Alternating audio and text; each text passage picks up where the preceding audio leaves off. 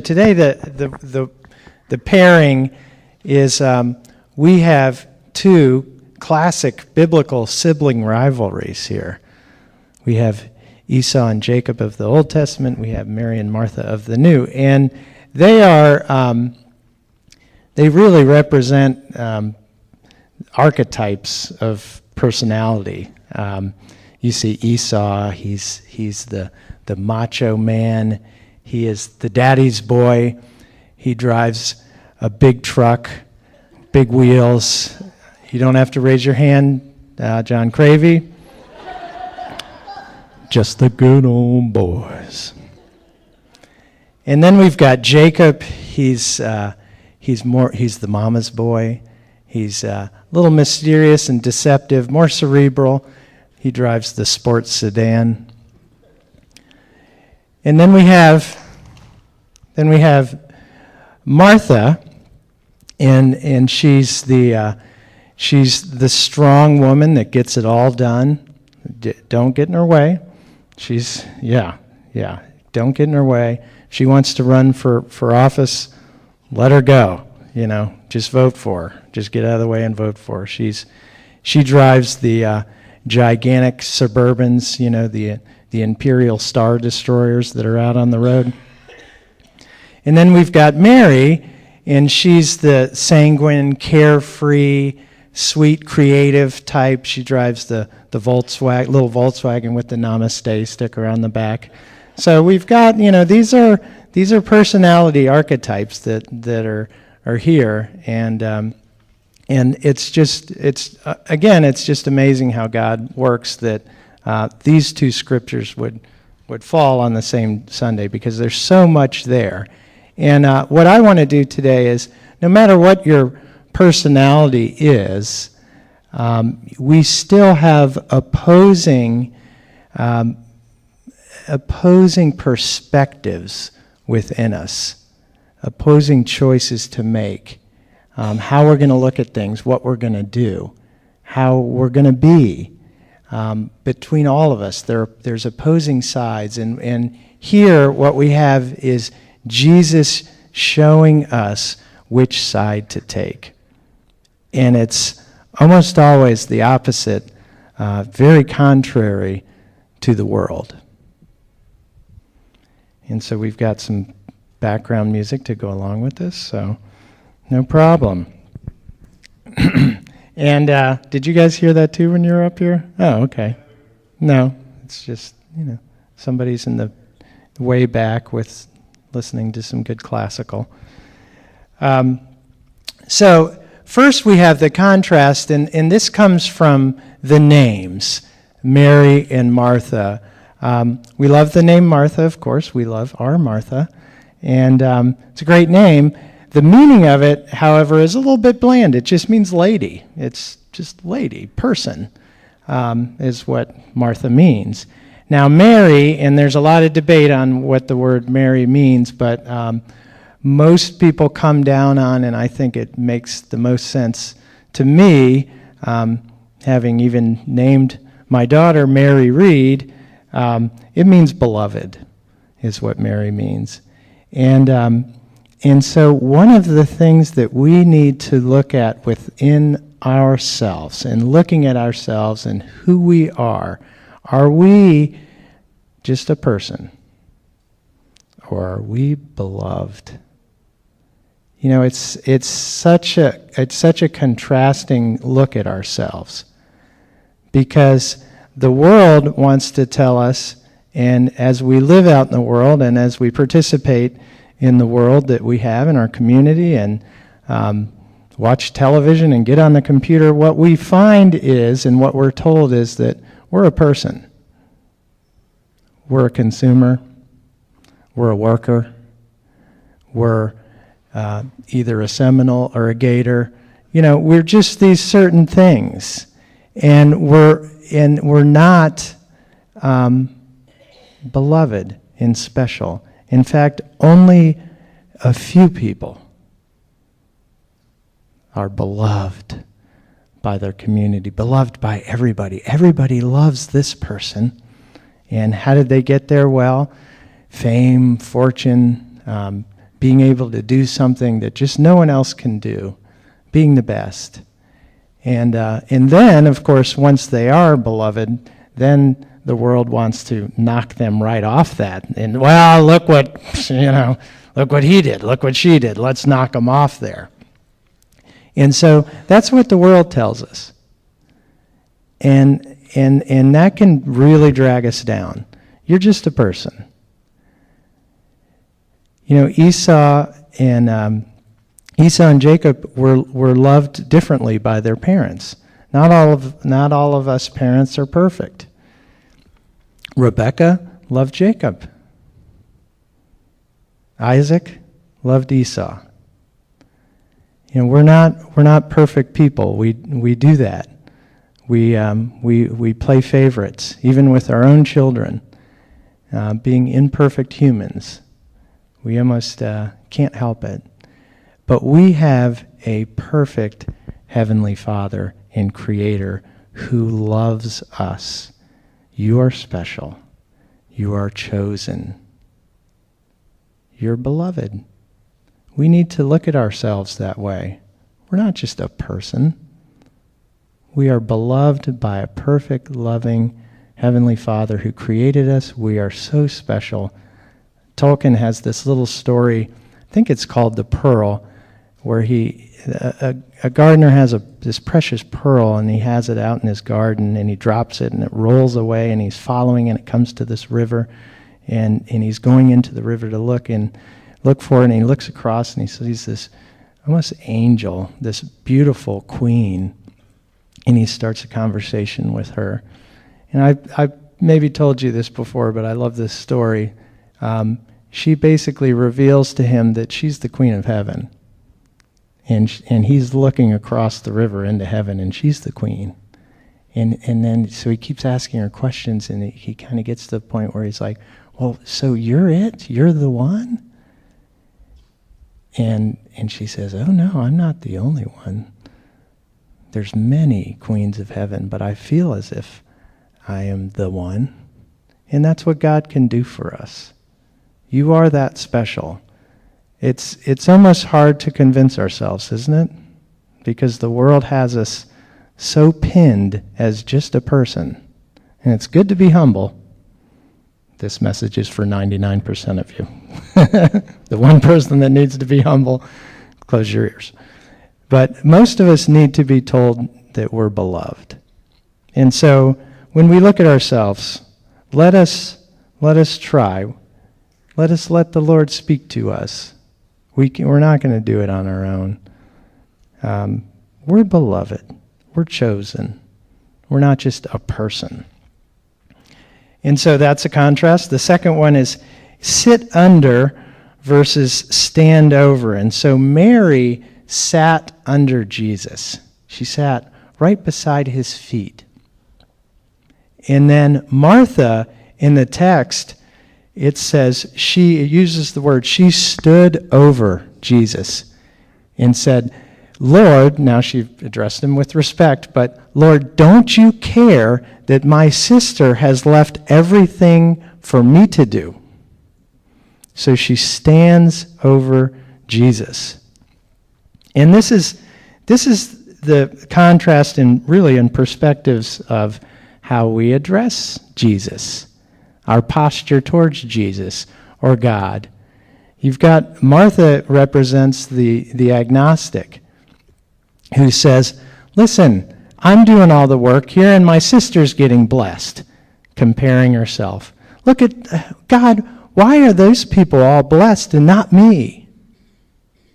The agnostic says, God never listens to what I say. That's the essence of the agnostic. There is a God, but God doesn't care. He doesn't listen to what I say. I ask him to give Mary to me for help, and he says no. God never listens to what I say.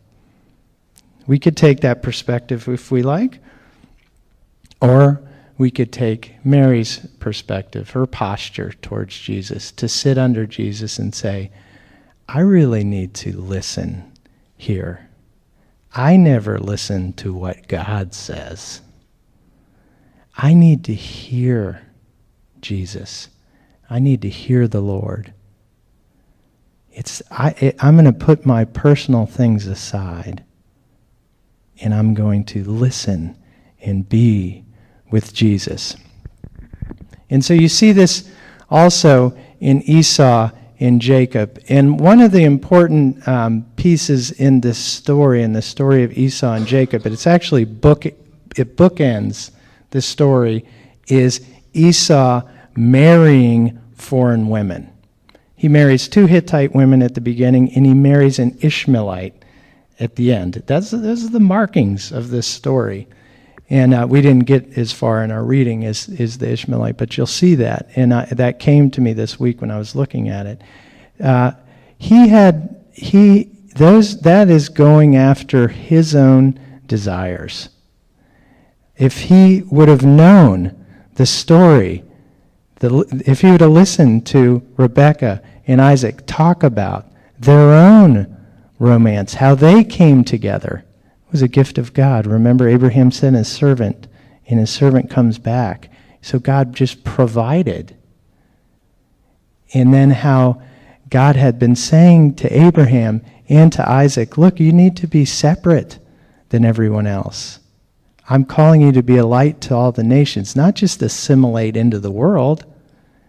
But Esau runs off and marries 2 Hittite women. Then an Ishmaelite. His father is Isaac. Remember? His brother is Ishmael. God said, you are going to be separate away from one another. Because Ishmael I will bless, and he'll become the father of many nations. But the covenant goes through Isaac. And then Esau runs off and marries an Ishmaelite? Yikes, what is he doing? And so it just goes to show why he gave up his birthright for a meal. Because that's what we can do. We can get so focused on our own personal needs and wants and desires that we just ignore everything else. We ignore God's story and what God has promised us. You guys remember, and Jacob was the opposite. Jacob sat in the tents. He was a quiet man. He was waiting for God to provide. He listened to the story. How do you find a wife? Well, God just brings one to you. Remember, you guys remember Patrick Matthews, who used to worship with me and came to this church, and I have been told by his family members to thank you, OCC community, for caring for him during that period in his life, because he went through a divorce, and then he moved to College Park, and he was lonely and hurting. And so he reached out to me, and we had played music together, and I invited him to church, and we started doing worship again. You know, and he was healed. He got stronger. And this is really talking about identities. This is the identity, one of the identities of this church is to be that. We've seen this church, this community do this time and time again. Someone's hurting, they come in here, they're not judged by us, and they find they're accepted and loved by us, and they find a healing from Jesus here. And then they go off on their merry way. Sometimes they stay, sometimes they go, but what a wonderful identity that is, isn't it? We do that time and time again here, this little church. People come in who are hurting, and we're here for them. We're the triage, waiting for the wounded to come in. That is an excellent idea. I'm very proud of that identity. And here is, one of my lifelong friends, and it happens with him. Same thing. And so during that time, and he was getting better, he was lonely, and so what do? You go online and, go to Match.com and find that, And so he kept coming to me with these horrifying stories that are good for a married man to hear. It's like, oh, out there. And so he'd just tell me all this stuff about, and it's just like, so my advice was, I would tell him this: hide in the closet, and God will bring the right one to you. So you don't have to try. God will just provide. And so I kept telling him that, and then he did. He was going to close. It wasn't Match. It was Christian Mingle, of all places to find these psychotic. Anyway, so anyway, he's going to. He's listening to me, and he's going to, cut his account. He's done with it. And he goes on there to cut his account, and he gets this wink from Nicole. Shows you what I know. And he started talking to Nicole, and when he brought Nicole to his friends and to his family, we were all like, of course, yes, she's the one. And they're now expecting their second child, a daughter. It's just, God just absolutely shows you what I know and what my advice is. But what he did is he came to that point of sitting under. He stopped standing over. He stopped trying for himself. And that's what the world always tells us, doesn't it? Go get it. That's what we got here. We got a place where you can just go and grab it. Grab a girl by the neck, knock her with a rock, and drag her home. That's the way we do it here. And so what we see is God has. I was kidding, Maddie, and I hope you realize. Stay with me, please. All right.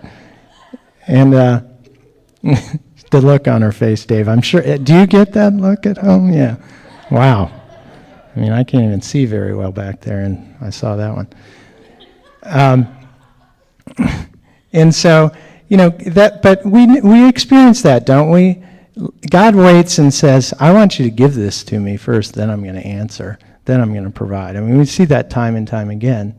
He wants us in the correct posture first. If we just get it, then we're never going to learn.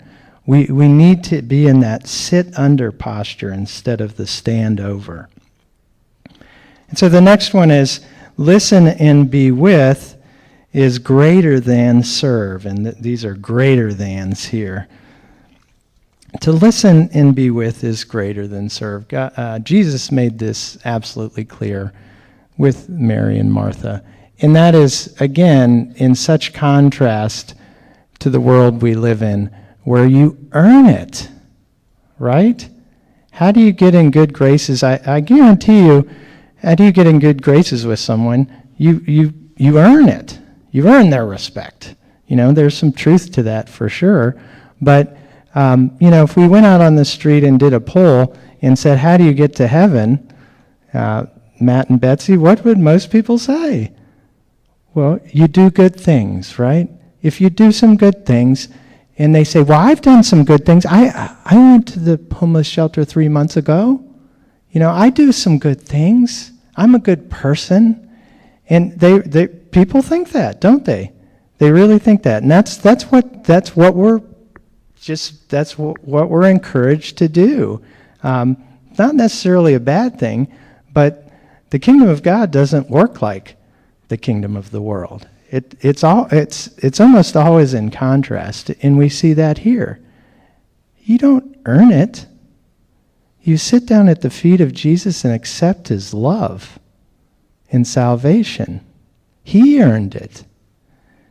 There's the book that I read to the Monarch kids, Sally Lloyd Jones's Storybook Bible. Every story whispers Jesus' name, and she goes through the entire Old Testament, and every story whispers about Jesus. It's a wonderful book, and the illustrations are so different than what I grew up with. It's so refreshing. I'm used to these little Israelite dudes, and they're fighting each other, and it's just like this. Oh, it's so refreshing. It's like, some different visual. It's so nice.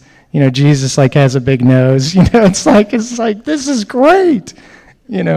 But what she says is, I read it with the first and second graders. It never gets old. You just read through it and start back over. And she says at the beginning, most people think the book is a book of the Bible is a book about rules. And she says, well, it's got some rules in it. Or it's a book of heroes, story of these heroes. And yeah, it's got some heroes in it, but it's really about what God is doing. And then these people are they're participating. It's God's rescue plan. It's God creating something beautiful, us messing it up, and Him rescuing us. That's what it's about. It's God's work.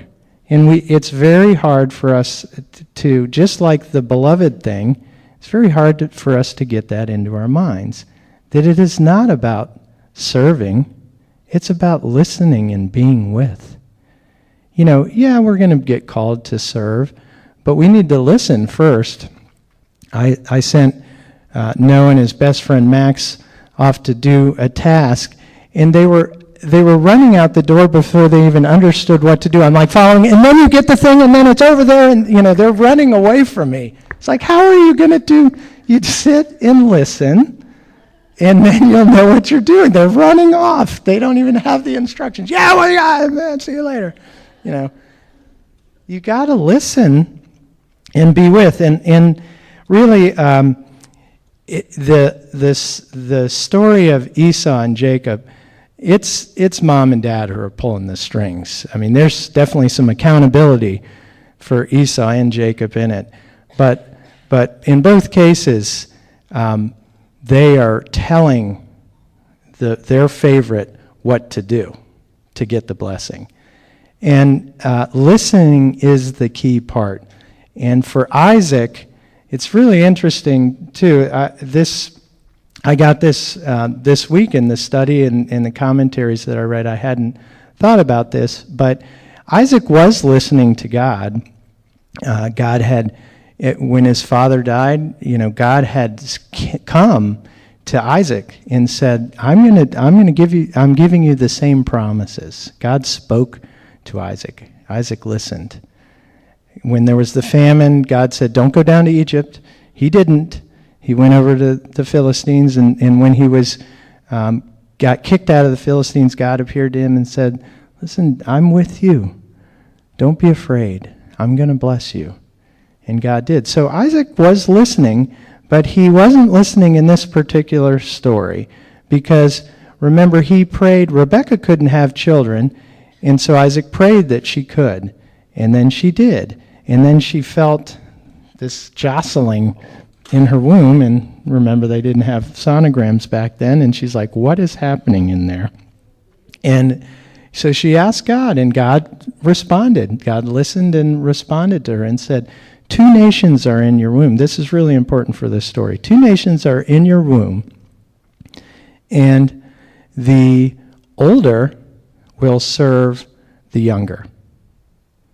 This is said by God to them. Of course, she would then repeat it to Isaac, and Isaac should be familiar with this, shouldn't he? Because Ishmael was his older brother, and he was the one that got the blessing. He should be understanding this, and he heard it. God himself said, the older will serve the younger. 2 nations. Okay, there can't be when there's 2 nations, that means one's going to be the covenant one, and one isn't. And then when he says the older is going to serve the younger, that means the younger is going to be the covenant one, the covenant nation. And you should be used to that because the same thing happened to you. But he wasn't listening. He didn't listen to that. Maybe he had gotten stubborn. And he wasn't listening to that anymore. And then he allowed his own stomach, his own personal needs. Ooh, listen, so he whispers privately to Esau, go get that, go hunting and get that game that I really like and bring it to me and I'll bless you. Again, emphasizing the wrong thing. Instead of saying, you're my beloved, and this is what God wants, he's saying, go earn it. Go earn my blessing. All right, so he's emphasizing the wrong thing. He didn't listen that it was Jacob who was the one that God wanted the covenant to go through. And so he does this. Well, Isaac wasn't listening. All right, Rebekah was. And she actually overheard that private conversation. And then she sprang into action to make sure that what God's plan was happened. She was listening. She was paying attention. And so we think, well, that's so wrong for them to have done that. Well, the fact is, she knew because God had told her. And Isaac knew too. And Isaac was making a mistake. And she was doing her part to make it right, to make sure that Isaac didn't make that mistake, to make sure that God's will be done. And it's interesting too, as far as listening goes, out of the 5 senses, we have 5 senses here, and the 5 senses of Isaac, he couldn't see anymore, so that one's gone. So he's down to 4. And then he smelled Esau, his clothes. Remember, smelled like a goat? That was good. I think that might stick. Like a goat smell. And we'll always remember that, the smell of the goat. And so then they tricked him with taste, because he tasted the stew that Rebekah made that could taste just like Esau's. And they tricked him with touch. He touched, but he heard Jacob's voice, remember? He said, that's Jacob's voice.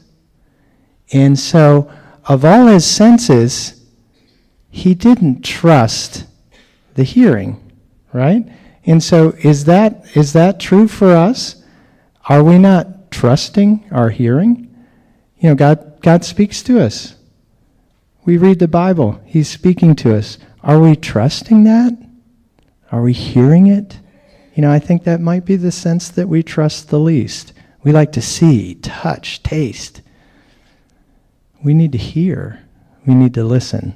And so that's the challenge, to listen and be with, over serving. And then one good thing over many worries and distractions. It's so beautiful that Jesus says, sticks up for Mary here, isn't it? It's so counter the world. You know, typically you say, okay, you're right, Martha. Mary, go help. That's only fair and right. And he says, oh no. He says, Martha, Martha, insert your name here. Martha, Martha, you have many worries and many distractions.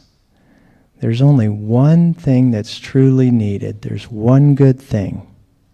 Mary has chosen it, and it will not be taken from her.